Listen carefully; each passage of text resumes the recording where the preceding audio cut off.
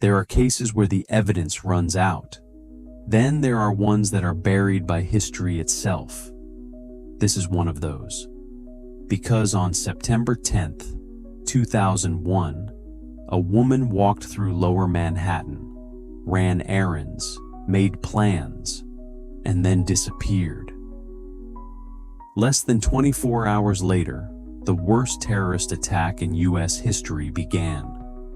And whatever happened to her may have been erased before anyone even realized she was gone. This is the story of Sneha Anne Philip.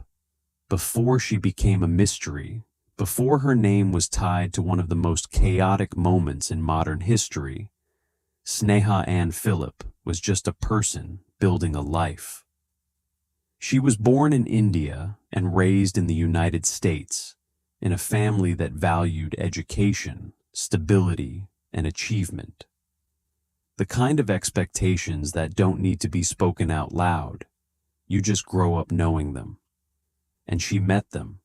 She became a doctor, an internal medicine resident in New York City, someone who had done everything right, at least on paper. At the time of her disappearance, Sneha was 31 years old, a doctor, an internal medicine resident, living in an apartment just blocks from the World Trade Center. She had built the kind of life that looks stable from the outside: career, marriage, routine. But in reality, things were starting to come apart. In the months leading up to her disappearance, there were issues at work. She had missed shifts. There were concerns about alcohol. Her contract at one hospital wasn't renewed.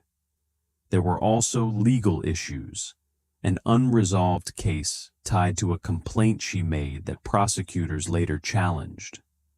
And beneath all of that, there were questions about her personal life, where she was going at night, who she was spending time with, and whether she was living a version of herself that the people closest to her didn't fully see. None of this makes her suspicious, but it does make the timeline more complicated. September 10th starts normally. Sneha is at home during the day. She talks with her mother for hours online. She mentions plans for the week. Nothing unusual, nothing urgent. Later that afternoon, she leaves her apartment. She drops off clothes at the dry cleaner. Then she goes to a department store, Century 21, right across from the Twin Towers. Security cameras capture her shopping. She buys clothes, lingerie, shoes, and bed linens, about $500 worth of items. She looks calm, unhurried, normal. That footage, her walking through the store, is the last confirmed sighting of her. But she wasn't alone. A store employee later says Sneha was with another woman, someone she described as a friend. That woman has never been identified, never come forward, never been traced. And that's where the case stops being straightforward. Because after Sneha leaves that store, she vanishes. Her husband, Ron, comes home after midnight. She's not there. At first, it's not alarming. New York nights run late. People stay out. Plans change. But by the next morning, she still hasn't come back. And then, at 8:46 a.m., everything shifts. The September 11th attacks begin. In the chaos that follows, Sneha isn't just missing anymore. She becomes part of something much larger. Because suddenly, there's a new possibility. That she didn't disappear. That she died. It's not a stretch. She lived minutes away from the towers. She was a doctor. If she saw what was happening, if she was nearby, it's possible she ran toward it, toward the smoke, toward the people, toward something she didn't survive. Her family believes this is what happened, that Sneha died helping others that morning. But here's where the story starts to fracture. Because there is no evidence placing her at the World Trade Center that day.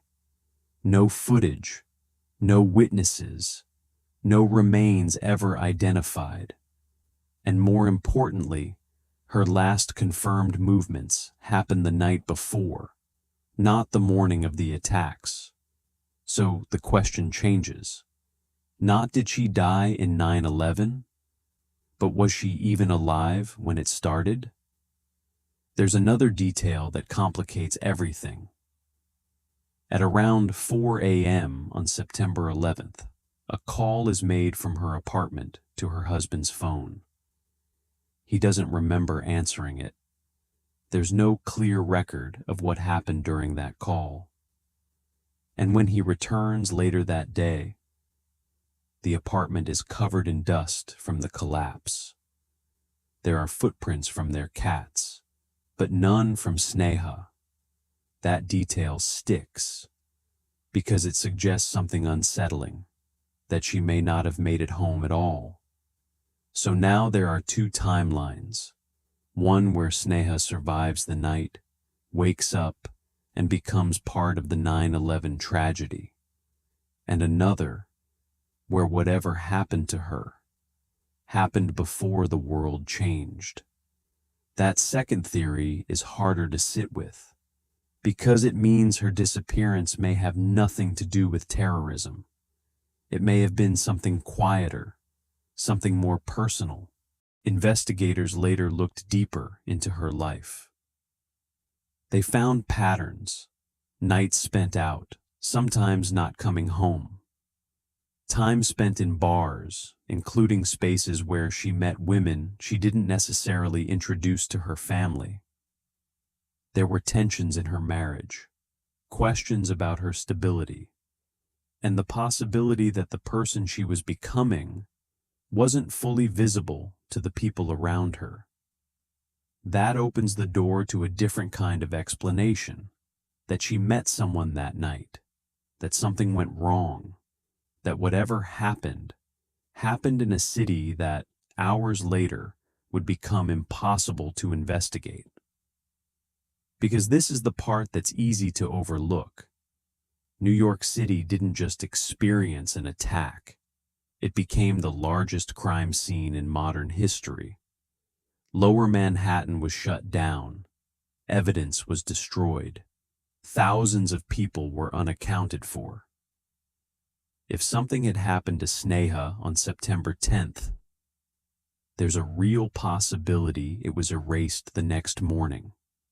And then there's the third theory, that she chose to disappear, that everything building in her life, career pressure, legal trouble, identity struggles, reached a point where leaving felt like the only option, and that the timing was either coincidence or opportunity.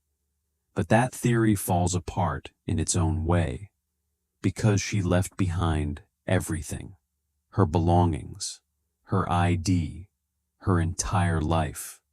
And in over 2 decades, there has never been a confirmed trace of her anywhere.